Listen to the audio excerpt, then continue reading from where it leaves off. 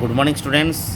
Last का class में मैंने जस्ट इंट्रोडक्शन ऑफ इंक्रीजिंग और डिक्रीजिंग फंक्शन के बारे में समझा रहा था और उसमें से हमें कंक्लूजन में पहुंचे थे कि एक फंक्शन इंक्रीज होने के लिए क्या होना चाहिए, उसका जो डेरिवेटिव है एक पर्टिकुलर पॉइंट के लिए ग्रेटर देन जीरो होना चाहिए और डिक्रीजिंग फंक्शन डिक्रीज होने के लिए उसी फंक्शन का डेरिवेटिव जो है किसी एक पॉइंट के लिए लेस देन जीरो होना चाहिए।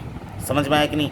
हमें ओपन इंटरवल क्यों लेते हैं? क्योंकि मैंने अभी क्या हो जाएंगे, हमें यहाँ पर क्लियर हो जाएंगे। तो देखिए यहाँ पर क्या दिया गया, मैंने 4 फिगर्स ड्रॉ किया कर्व के। तो ये बेटे देखिए फर्स्ट जो है कर्व, यहाँ पर हमें कहेंगे increasing function, only increasing function increase करता है। क्योंकि कई एक जगह पर देखो ये जो है यहाँ पर तो इंक्रीज कर रहा है, यहाँ से ओरिजिन से लेके फंक्शन इंक्रीज कर रहा है। फिर दिस यहाँ से लेके यहाँ तक ये जो दोनों डिस्टेंस यहाँ पर फंक्शन क्या होता है, इंक्रीज नहीं कर रहा है, इक्वल हो रहा है हर जगह पर, ठीक है, ओके। और फिर देन फंक्शन इंक्रीज कर रहा है, तो इसीलिए हमें इसमें कहेंगे ओनली इंक्रीजिंग फंक्शन। क्योंकि कुछ जगह पर जाके एक प्लेस में फंक्शन रुक जाता है, कर्व स्ट्रेट होने लगता है, ठीक है। तो इसीलिए हमें कहेंगे F dash x greater than equal to zero. यहाँ पर X belongs to A B open, A B open करेंगे, क्लोज नहीं करेंगे। क्यों नहीं क्लोज करेंगे? क्योंकि सपोज ये जो पॉइंट में इंडिकेट कर रहा हूँ, यहाँ पर जो पॉइंट है, इस पॉइंट में it is not possible to draw the graph of the function. Draw नहीं कर सकते हमें, इस केस में हमें ड्रॉ नहीं कर सकते। क्या नहीं क्रॉस सकते? टैंजेंट ड्रॉ नहीं कर सकते ये पॉइंट में, ठीक है। इसीलिए हमें ओपन इंटरवल लेते हैं। सेकेंड केस में देखिए ये जो कर्व है ये स्ट्रिक्टली इंक्रीजिंग होता है।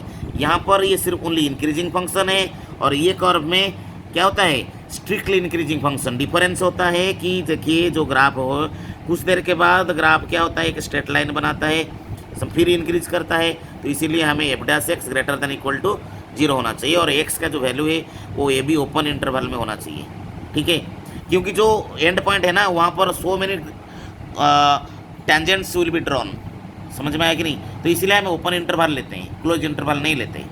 देखिए यहाँ पर सपोज यदि भी हमें ए पॉइंट लेते हैं और बी पॉइंट लेते हैं, बहुत सारे टेंजेंट यहाँ पर ड्रॉ कर सकते हैं इस पॉइंट में और इस पॉइंट में, ठीक है। तो इसीलिए पॉसिबल नहीं है। एक पॉइंट में क्या होता है, एक ही टेंजेंट ड्रॉ हो सकता है, ठीक है ना।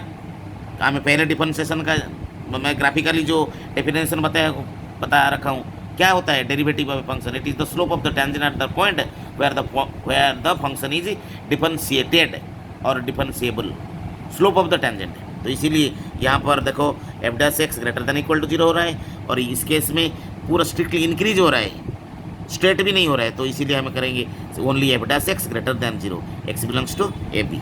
ए बी ओपन के बारे में पता चल गया आपको, क्योंकि जो एंड पॉइंट है वहाँ पर बहुत सारा हम क्या कर सकते हैं, टेंजेंट ड्रॉ कर सकते हैं, बट एक पॉइंट में एक ही टेंजेंट ड्रॉ होगा।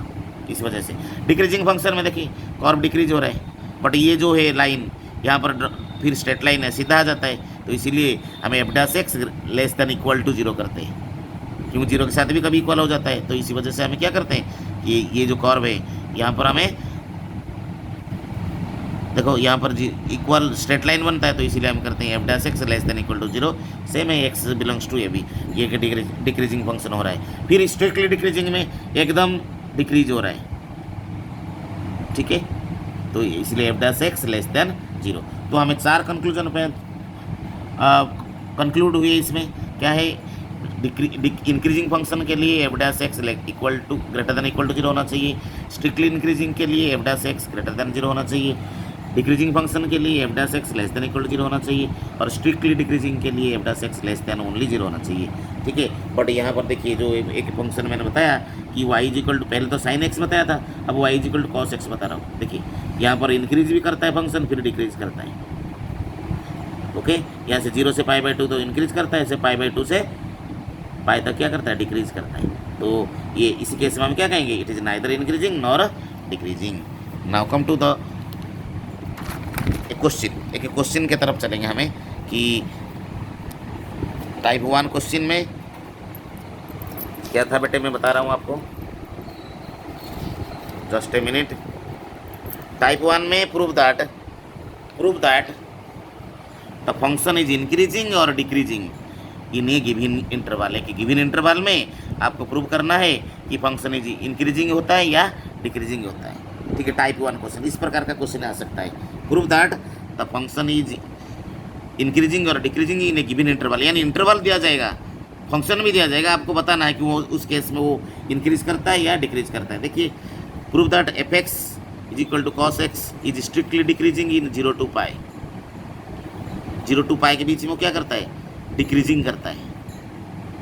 स्ट्रिक्टली इंक्रीजिंग इन पाई से 2 पाई, पाई से 2 पाई के बीच में क्या करता है, स्ट्रिक्टली इंक्रीजिंग हो रहा है।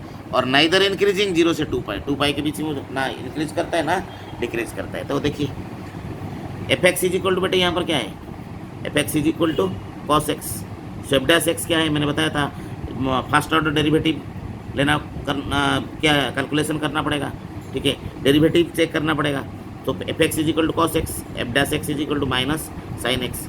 तो यहाँ पर दिया गया कि हमें बताना है कि ये प्रूव करना है कि इसके बीच में वो स्ट्रिक्टली डिक्रीजिंग कर रहा है 0 to पाई के बीच में। तो एक्स बिलोंग्स टू 0 to पाई। तो बेटे 0 से पाई के बीच में, 0 से पाई के बीच में साइन क्या होता है, ऑलवेज पॉजिटिव होता है। फर्स्ट क्वाड्रेंट में भी पॉजिटिव होता है, सेकंड में भी साइन क्या होता है, पॉजिटिव होता है। आप 11th क्लास में पढ़े हो। सो देखिए पहले तो नेगेटिव था वैल्यू, पहले वैल्यू क्या था, नेगेटिव है। और 0 से पाई के बीच में साइन एक्स क्या होता है, ग्रेटर देन 0 होता है, तो यानी पॉजिटिव है। तो नेगेटिव से पॉजिटिव को मल्टीप्लाई कर दो तो क्या हो गया, नेगेटिव। तो यदि मैंने अभी बताया था कुछ देर पहले, यदि एफ डैश एक्स क्या होता है, एक पर्टिकुलर पॉइंट के लिए नेगेटिव होता है, तो क्या होगा, इसका वैल्यू क्या होता है, ये डिक्रीजिंग हो जाएगा।